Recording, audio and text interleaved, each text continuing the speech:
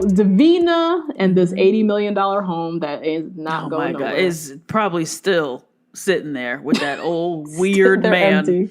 Oh. That weird, crazed axe murderer. Oh my God. Who's clearly running a sex cult in the basement. In the basement of this ginormous compound. There are hidden women in every crevice who are trying to get help. Like, oh my God, that guy is so creepy. And that house is terrible. That house is awful. It's awful. Yeah. I mean, we've seen some big, giant homes on this. This is not one of the big lavish ones. This is big and odious and terrible. Yeah. Yep. So she's still trying to sell this damn house. Now she's trying to work with Christine. Because Christine could sell anything. Yeah. And knows the billionaires. She has that Rolodex that Davina don't have. And so Davina, let's talk about Davina for a second. Oh, God. First of all, have you looked on her Instagram? Yeah, I was just going to say. Okay, you guys, after we watched season 2, we watched it all in one day, like a couple of psychopaths. And then I went to bed and Natasha Instagram messaged me while she was out on the couch. I was like, look at this bitch's Instagram. Yes, from the couch. Looks like a Kohl's mannequin. All the time. Every picture, her mouth, the way she smiles with her mouth open. Like, yes. What is that? This is how you know Christine's not her friend. That's how you know Christine is not her friend. How Christine looks that good and she looks so wretched. Oh, God. Terrible. She's just a weirdo. She just seems like out of place. You can tell she's definitely the out of place one in the office. And then she's like in LA. So she's like wearing the dresses and wearing the heels. But it just doesn't fit. It just seems out of whack. She just needs to either move to New York or like be completely New York style and just like wear black all the time. And own that out there. Yeah. She's trying to fit into this LA mold and it's just not working. Mm-mm. Yeah, just the way she kind of just like is a little puppy dog behind Christine and justifies Justine's bullshit is just fucking weird.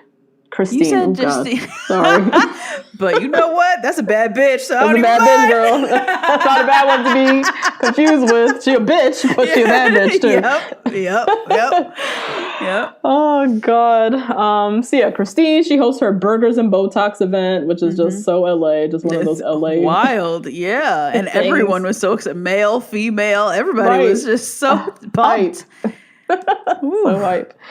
But yeah, then Davina brings Christine to meet this psycho murderer dude to offer her services. She shows up in this pink magenta pantsuit. Oh God, yeah. Pantsuits is this is the look. Oh yeah, because she looks like a dictator. Like she looks like Kim Jong-un or something. Oh my God, from like Planet Yeah. Yes. I don't know, like Disney Maleficent. Yes. Like what's her name? Maleficent. Maleficent. Yeah, Maleficent. That she looked like a planet full of women that look like that. Yeah.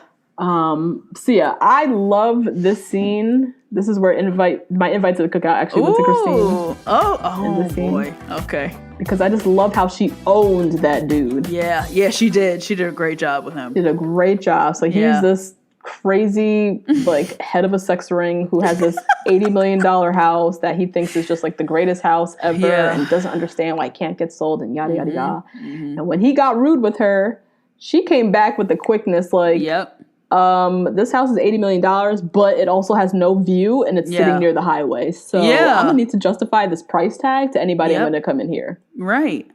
And you can tell I smell like $1 billion, my nigga. So try me if you want to. So try me.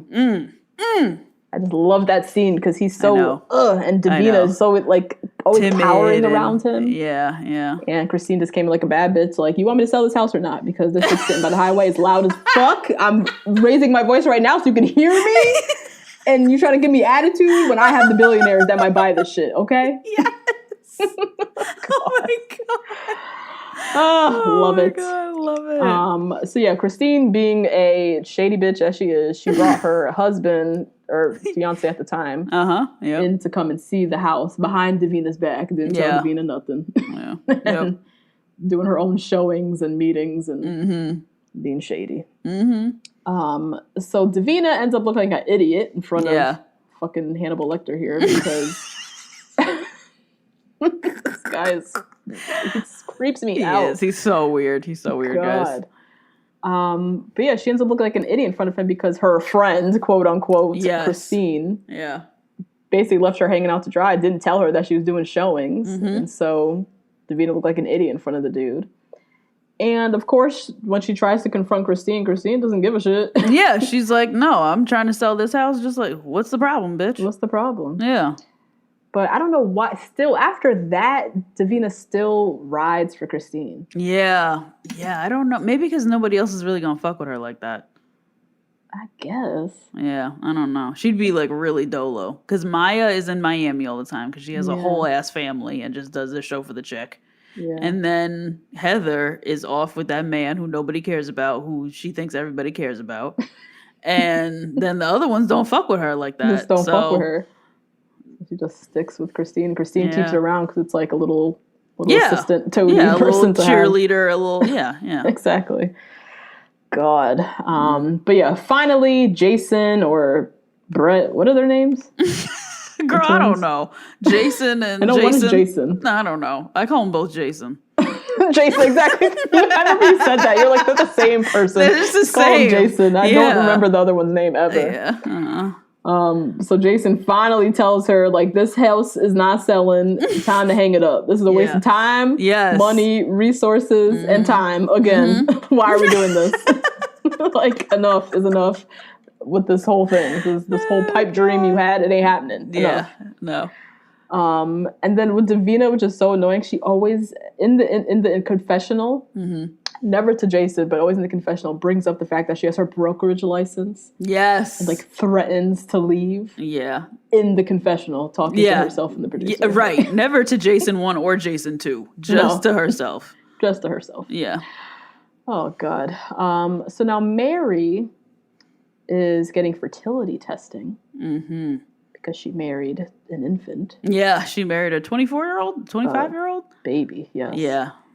And I just couldn't imagine at her age, she has raised a son, a grown son. A grown one. Who we didn't know. We didn't even know that until last season when he like walked her down the aisle, remember? And it was like Mary's son, and we're like, what? What the fuck? And he's like 25. Yes. So confusing.